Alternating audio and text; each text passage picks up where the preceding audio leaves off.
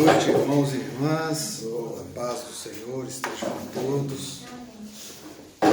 Mais uma vez, é motivo de muita alegria estar aqui trazendo mais um estudo do Evangelho, né, para meditação, para discernimento espiritual de toda a igreja.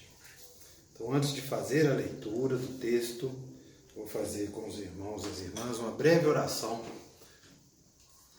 ao Espírito Santo de Deus. Meu Deus, meu Pai amado, em nome de Jesus Cristo, Senhor, te agradecemos por estarmos aqui reunidos em Teu nome e clamamos, em nome de Jesus, a presença do Espírito Santo de Deus, para que Ele guie esse estudo, tanto da minha parte que vou falar, quanto da parte dos irmãos que vão receber. Que seja tudo para o discernimento espiritual e que seja tudo conforme o direcionamento, conforme o caminho, conforme o entendimento que o Senhor nos dá, meu Pai. Tudo para a honra e glória do nosso Senhor Jesus Cristo. Amém. Amém? Vou convidar os irmãos e as irmãs para estarmos abrindo nossas Bíblias no Evangelho de Mateus. Nós vamos estar lendo o capítulo 20, do versículo 1 ao 16. A parábola dos trabalhadores na vinha. Mateus 20, 1 a 16.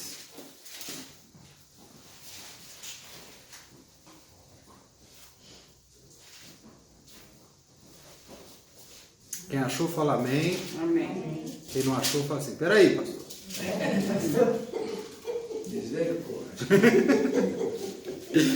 Tá bem? Eu vou fazer a leitura, então, da parábola. A parábola dos trabalhadores na vinha. Porque o reino dos céus é semelhante a um dono de casa que saiu de madrugada para assalariar trabalhadores para a sua vinha. E, tendo ajustado com os trabalhadores a 1 denário por dia, mandou-os para a vinha. Saindo pela 3ª hora, viu na praça outros que estavam desocupados. E disse-lhes: Ide vós também para a vinha, e vos darei o que for justo. Eles foram. Tendo saído outra vez, perto da hora 6ª e da 9ª, procedeu da mesma forma. E saindo por volta da hora 1/10, encontrou outros que estavam desocupados e perguntou-lhes: Por que estivestes aqui desocupados o dia todo? Responderam-lhe: Porque ninguém nos contratou. Então lhes disse ele: Ide também vós para a vinha. Ao cair da tarde, disse o senhor da vinha ao seu administrador: Chama os trabalhadores e paga-lhes o salário, começando pelos últimos, indo até os primeiros. Vindo os da hora 1/10, recebeu cada um deles 1 denário. Ao chegarem os primeiros, pensaram que receberiam mais, pois também estes receberam 1 denário cada um. Mas tendo-o recebido, murmuravam contra o dono da casa, dizendo: Estes últimos trabalharam apenas 1 hora, contudo os igualaste a nós, que suportamos a fadiga e o calor do dia. Mas o proprietário, respondendo, disse a um deles: Amigo, não te faço injustiça. Não combinaste comigo 1 denário? Toma o que é teu e vai-te, pois quero dar a este último tanto quanto a ti. Porventura, não me é lícito fazer o que quero do que é meu? Ou são maus os teus olhos porque eu sou bom? Assim os últimos serão primeiros, e os primeiros serão últimos. Porque muitos são chamados, mas poucos escolhidos. Amém? Glória a Deus. Então, estamos trazendo mais uma parábola, para nosso estudo e meditação. Essa de hoje é a parábola dos trabalhadores da vinha. Uma parábola que tem no seu cerne, no seu como seu tema principal, como nós podemos perceber com a leitura, a questão da recompensa de Deus, de como essa recompensa é dada conforme a soberana vontade de Deus. E Jesus, para ensinar sobre essa recompensa, contou essa parábola, trazendo como contexto, como pano de fundo dessa parábola, o trabalho na vinha, ou seja, na plantação de uva, que era uma atividade econômica muito comum naquela época. O vinho era uma bebida muito utilizada pela sociedade daqueles tempos, muito comum mesmo.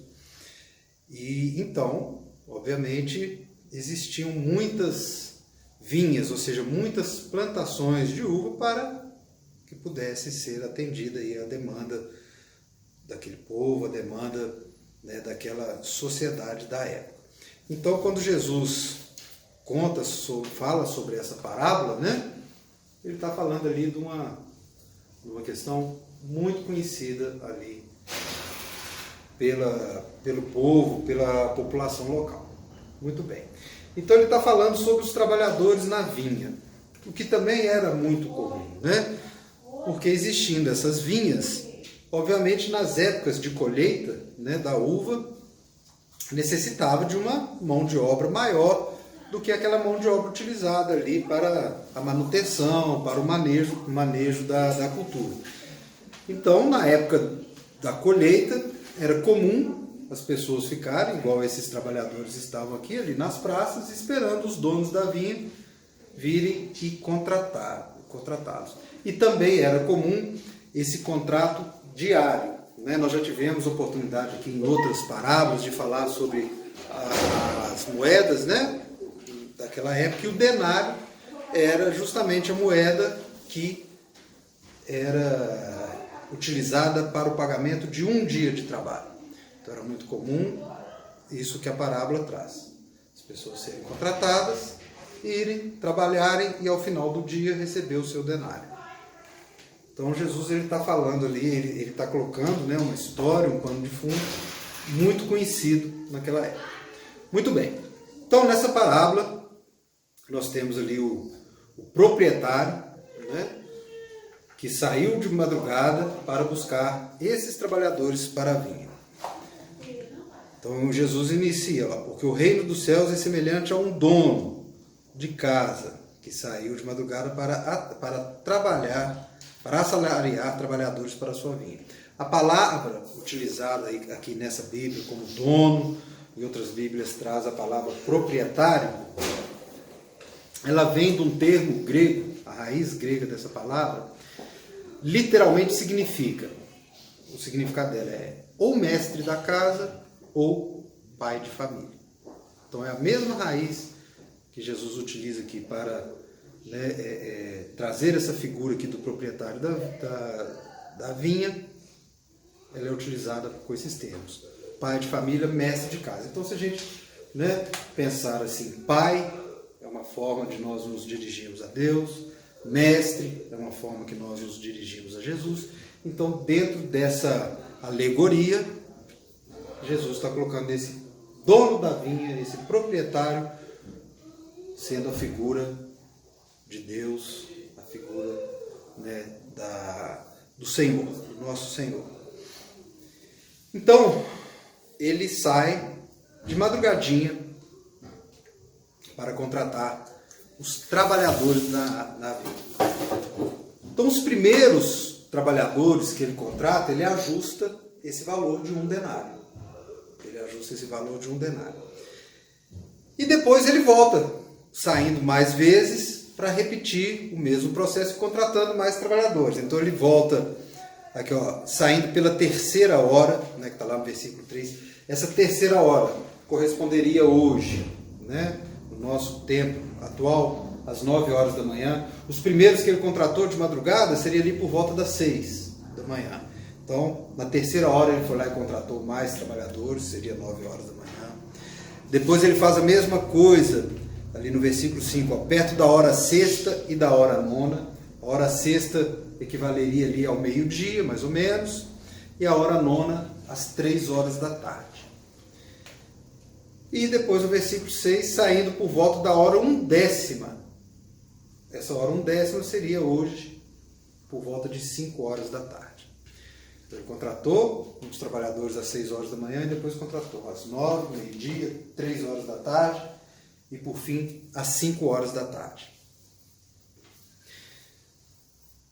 Os primeiros ele contratou, ele ajustou o valor de 1 denário e com os demais ele nada falou, apenas falando que pagaria o que for justo, né, o que está lá no versículo 4, que disse: ide vós também para a vinha e vos darei o que for justo, mas não falou o valor.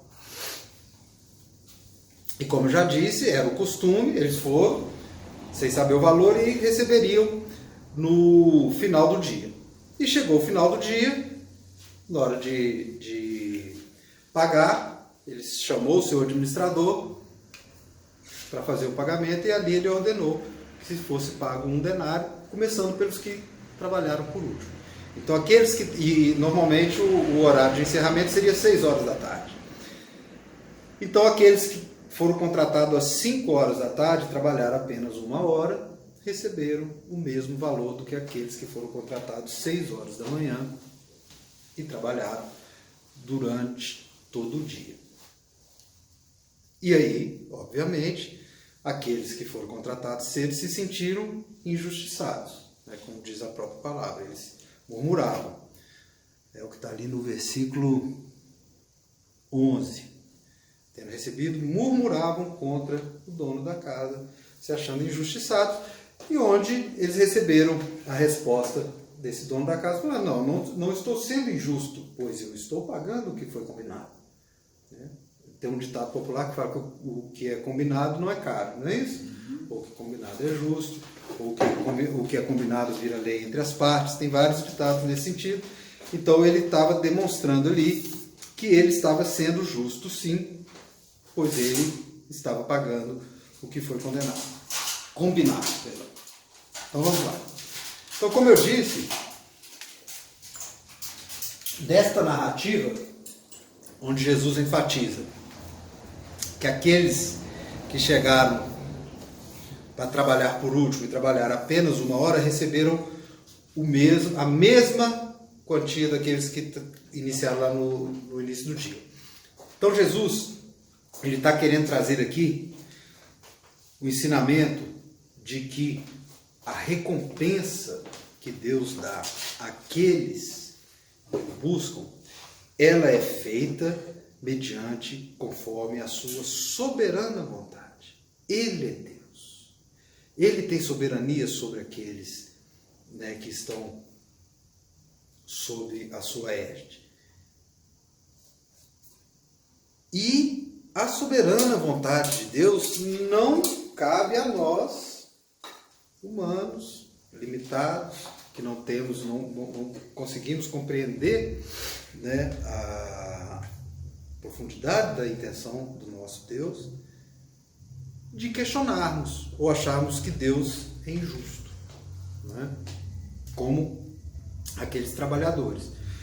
Porque se nós pegarmos a alegoria da palavra, nós temos que ver Jesus, né, como eu disse, colocou o proprietário como sendo a figura divina, a figura de Deus, e os trabalhadores na vinha são quem? Somos nós, que fomos chamados por Deus para trabalhar para o reino dos céus.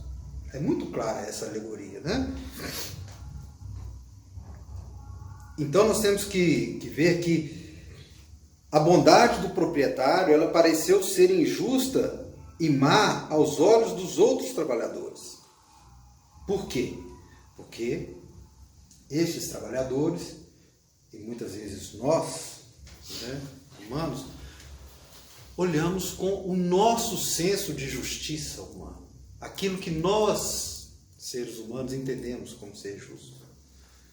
Mas Jesus está deixando bem claro que a justiça de Deus, ela de maneira alguma se equipara à justiça humana. A justiça humana, ela é falha, a justiça humana, ela muitas vezes ela está associada a questões meramente formais, a questões meramente técnicas. Tem uma passagem, eu não sei se é nos Salmos ou em Provérbios, eu não pesquisei, eu lembrei aqui agora, mas que fala que a justiça dos homens é trapo imundo perante a justiça de Deus. E é basicamente isso que Jesus está mostrando. É Isaías que fala. Isaías? Amém, pastor. A justiça dos homens é trapo imundo perante a justiça de Deus. Então, quando eles questionam ao dono da vinha sobre essa injustiça, a resposta é muito, muito direta. Não estou sendo injusto, porque eu estou cumprindo o que foi combinado. Porventura não me é permitido fazer o que quero do que é meu? Né? Ou são maus os teus olhos porque eu sou bom? E tem outras traduções que falam, ou manifestas tua inveja porque eu sou generoso? Então Jesus está mostrando aqui como que muitas vezes o nosso coração humano, que está inserido dentro de um contexto cultural, dentro de um contexto moral, de um contexto ético, de um contexto social, ele pode se enganar com relação à soberana vontade de Deus. Né? Porque Deus ele está agindo de acordo com aquilo que Ele próprio, em sua infinita bondade, em sua infinita misericórdia, sabe o que é bom para nós. E quem somos nós para questionar a Deus? Quem somos nós para duvidarmos ou, né, confrontarmos a sua vontade? E isso, meus irmãos, é natural ao ser humano. Né? A gente está trazendo aqui, a gente vem meditando na palavra do Senhor, mas quando a gente converte, a gente tem esses pensamentos mesmo. Né? Muitas vezes a gente se pega ao aprender sobre a salvação.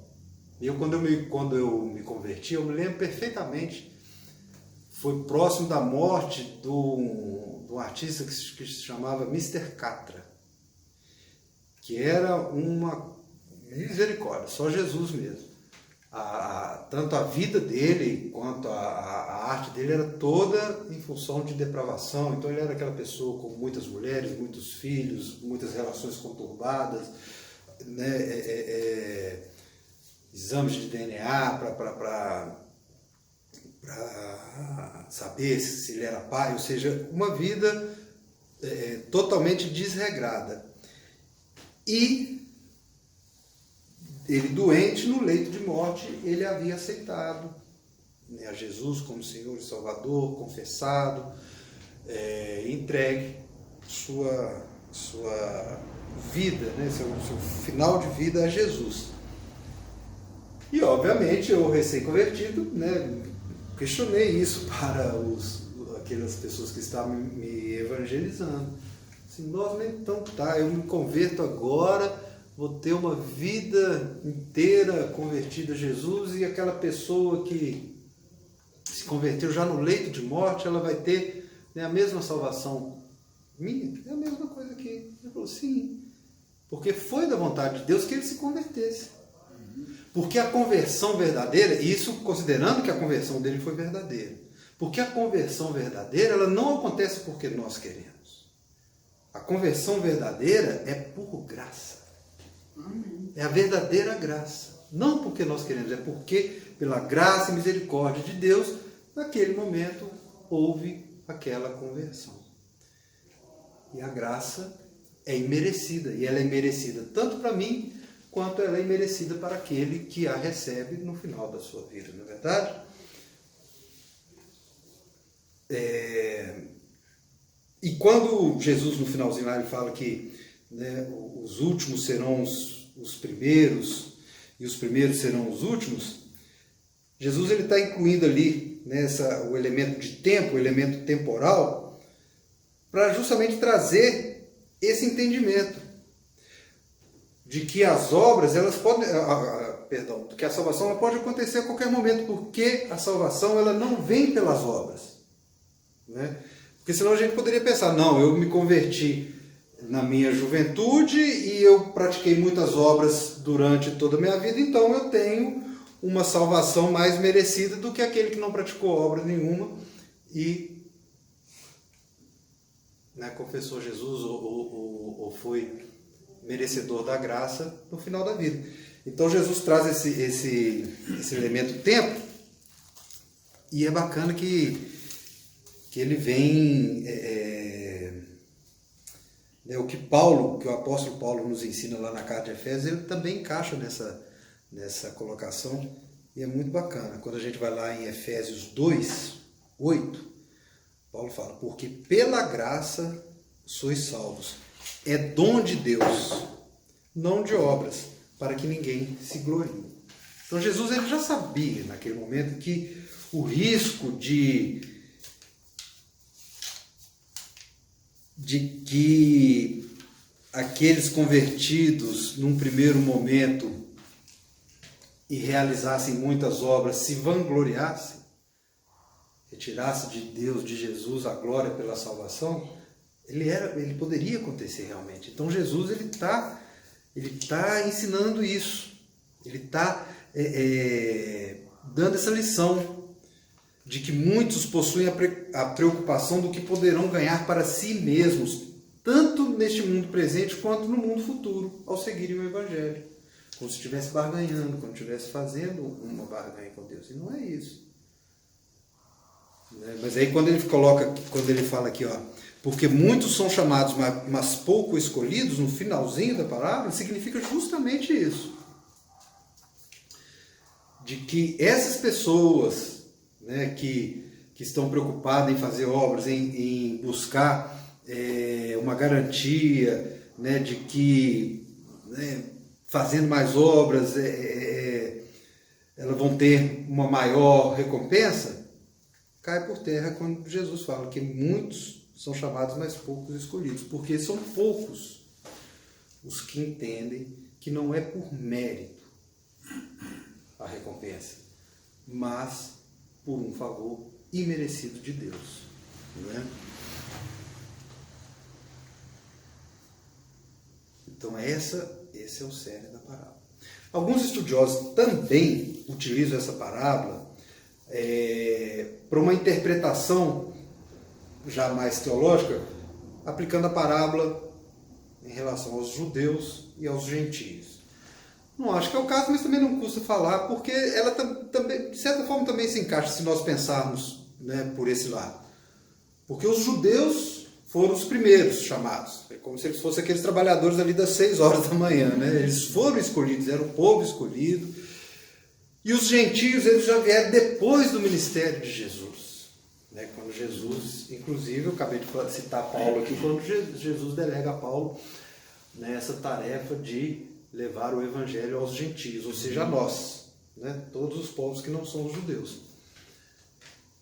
Então, eu entendo que quando nós aqui, brasileiros, vivendo no presente tempo, chegarmos à glória, nós vamos estar lá no mesmo lugar que Abraão, Isaac, Jacó, os pais da fé. Não é verdade? Ou seja, aqueles que foram os patriarcas da fé, buscando esse ensinamento de Jesus, nós entendemos que a nossa recompensa é a mesma deles. Da mesma forma que a recompensa dos apóstolos que seguiram a Jesus durante todo o seu ministério, durante todo o ministério de Jesus, que sofreram com Jesus, que foram perseguidos, foram mortos, é o mesmo daquele ladrão que estava na cruz ao lado de Jesus e recebeu a salvação no último suspiro de vida. É a mesma coisa. Jesus ensina isso com muita clareza nessa parábola, nessa passagem do ladrão na cruz, de que a recompensa ela é a mesma. Por quê? Porque nem o ladrão, nem eu, nem aquele que se converteu desde novo, nenhum de nós merece. Nenhum de nós merece. É dom de Deus, como eu falei, é por graça, é por misericórdia, é uma recompensa que Deus nos dá por amor. Né? É uma recompensa por nós imerecida, mas justa do ponto de vista de Deus, não da justiça dos homens, mas da justiça divina. Por quê? Aí é que a gente tira algumas lições para a gente finalizar aqui a nossa exposição. Primeiro, porque éramos imprestáveis. É o que a parábola fala, né?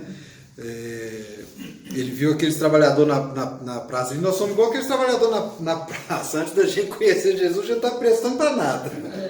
A gente estava ali no mundo, né, imprestáveis do ponto de vista espiritual, e não por nosso merecimento, ou por nossa busca, ou por nossa capacidade, não por isso, mas por amor de Deus, por misericórdia de Deus, Ele nos chamou. E nós ouvimos o chamado. Igual o proprietário chamou os trabalhadores e eles foram, Deus nos chamou. Né? Então, enquanto ali estávamos ociosos, mortos em pecado, escravos do mal, Ele nos chamou, Ele foi ao nosso encontro, como trabalhador, como o proprietário foi ao encontro daqueles trabalhadores, e Ele nos chamou para o trabalho na sua obra, que é basicamente anunciar o Evangelho. E quem vai nos recompensar é Deus. Essa recompensa não está baseada no fato de termos trabalhado, mas simplesmente no fato de ter sido chamados. Então não é o trabalho de um dia, como foi no caso da parábola, ou o trabalho de uma vida, como nós podemos trazer para os nossos dias presentes, que vai nos fazer sermos merecedores. Não. Nós somos merecedores da recompensa de Deus porque nós somos chamados e porque nós atendemos ao chamado dele. Muitos são chamados, mas poucos escolhidos, que é como ele finaliza a parábola. Por que poucos são escolhidos? Porque os escolhidos são aqueles que realmente atenderam aos chamados. Muitos são chamados, no primeiro momento, nós já tivemos oportunidade aqui de falar sobre a parábola, né, do semeador, é a mesma coisa, muitos são chamados. Mas os poucos escolhidos são aqueles que realmente atendem aquele chamado e vão para trabalhar na vida. Todo o mérito é dele, do Senhor, ele que é o proprietário, ele que foi ao nosso encontro e ele é que nos chamou. Então, quando éramos imprestáveis e estávamos perdidos, ele nos salvou. Então, quem somos nós para questionar a justiça de Deus entre aqueles que foram chamados antes e os que foram chamados depois? Não é verdade? Essa parábola também nos mostra que esse pensamento, né, dos trabalhadores, e que muitas vezes já pode ter passado por nossas mentes em algum momento, da injustiça, né, que eu já estou há tantos anos, sou crente há tantos anos, estou na igreja há tantos anos, e fulano de tal chegou agora e já recebeu a unção do Espírito Santo e está pregando e tem milhões de pessoas ouvindo a pregação dele e tal. Isso, meus irmãos, é como eu falei que isso Jesus está falando ali no final. É inveja. É inveja. Nessa nossa Bíblia está lá, são maus os teus olhos porque eu sou bom. E outras versões é igual eu li aqui. Ó. Ele usa ou manifestas tua inveja porque eu sou generoso. Então é outra lição que essa parábola nos traz, que nós temos que vigiar, nós temos que entender, para que esse sentimento de inveja, esse sentimento que é mau, como está escrito aqui, ele não venha ao nosso coração simplesmente por um entendimento humano, de que aquela pessoa que já aos 45 do segundo tempo recebeu a mesma recompensa que nós.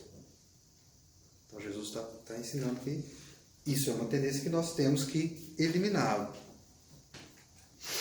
Uma outra lição também que a gente pode tirar daqui é de que no dia desta recompensa, né, na hora final, na hora de receber a recompensa, nós poderemos ter muitas surpresas, como aconteceu com aqueles trabalhadores. É lógico que aquele trabalhador que foi chamado lá no finalzinho, às 5 horas da tarde, né, na hora que ele recebeu um denário, ele ficou muito surpreso. Ele nunca imaginava que ele ia receber o pagamento de um dia inteiro de trabalho.